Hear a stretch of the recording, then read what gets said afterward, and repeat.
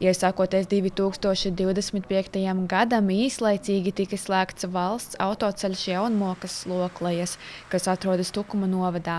Iemesls – plūdi, kas pilnībā pārāva ceļu, padarot to neizbraucamu. Pirms gadiem 20 tas bija pilnīgs raitums, kad ziemā bija šādi laikapstākļi. Tad pēdējos gados tas kļūst arvien biežāk un biežāk, kad ziemas kļūst siltas, praktiski bez sala, ar ļoti daudz nokrišņiem, sniega, lietus veidā. Daudz uzsniega strauji nokūst, un līdz to arī šie ziemas plūdi, acīm redzot, nākotnē varētu būt lieta, kas ir regulāra parādība. Viens no iemesliem, kas veicina plūdus, ir nesakārtotas meliorācijas sistēmas blakus ceļam esošajās teritorijās. Valsts nekustamie īpašumi meliorācijas sistēmas, kas ir viņu pārziņā, ir iztīrījuši, bet savukārt viņas nav iztīrītas visā garumā. Un tas pamatā bieži vien ir kaut kur upju augštecēs.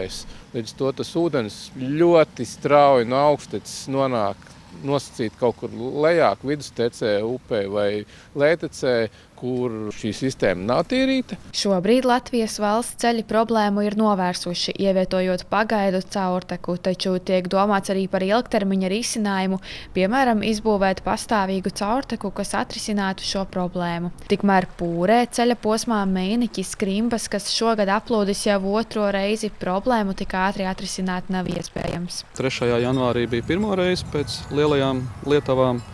Un tagad pēc sniegputeņa, kad nokusa sniegs, tagad atplūda otro reizi. Pagājušajā gadā mēs šo ceļu posmu zemākās vietas pacēlām par 80 centimetriem, bet ar visu to šogad līmenis ir tik augsts, ka iet pāri ceļam. Pašvaldība ir apsvērusi domu stiprināt krastus vai ievietot caurteku, bet šobrīd ūdens līmenis ir pārāk augsts, lai to paveiktu. Tikpat bezspēcīgi jūtas arī Kukšu muižas īpašnieks, kurš jau 2023. gadā piedzīvoja postošus plūdus, kas radīja zaudējumus teju 30 000 eiro apmērā. Šogad situācija līdzīga. Pretī dabā mums jau nav risinājums, ja? Bet tas, kas ir iespējams, mēs esam gatavi arī darīt. Jūs jau redzat šeit apkārt smilšu barjeru, tas viss, protams, palīdzēt, bet priekš šitā vēsturiskā ēkā, tas ir inde, ja? Visas fundaments ir tagad atkal slapš, ūdens bija pagrabā un mitrums iet tālāk, ja? Iekšā ir gleznotas sienas no 18. gadsimta. Tāpat teritorijā regulāri strādā ūdens sūkņi, kas pumpē ūdeni ārā no ēkas.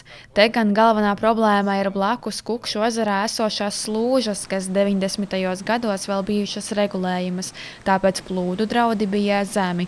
Taču tagad ir uzstādītas barjeras kā masīvs mūris, kuru nevar regulēt. Līdz ar to Kukšu muiža regulāri ir zem ūdens. Visi ne tikai atteikt sakarā ar šito dabas situāciju, viņā nepatīk to šosei. To var tikai braukt ar tanks vai ar traktors. Dabā ir tik smuki un viss ir kārtībā, bet priekš biznesa šitā situācija dažreiz ir ļoti slikti. Pūres un Jaunsētu pagastu pārvaldes vadītājs gan teica, ka situācija tiek risināta un iespējams tiks veikti rakšanas darbi, lai ūdens no blakus esošā Kukšu ezera upē nonāktu pa vēl vienu taisnāku ceļu.